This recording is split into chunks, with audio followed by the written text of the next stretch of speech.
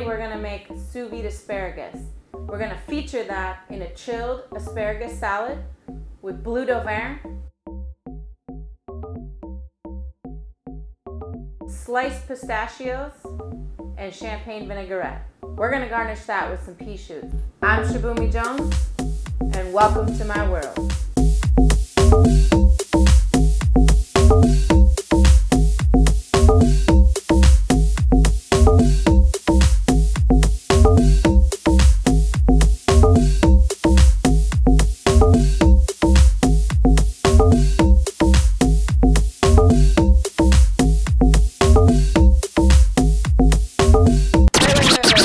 When you're checking the asparagus, you're gonna touch it with your finger. You're gonna press down with your finger with a little bit of pressure.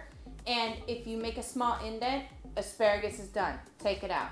If you push down and the asparagus does nothing, it's too firm, it needs 5 more minutes.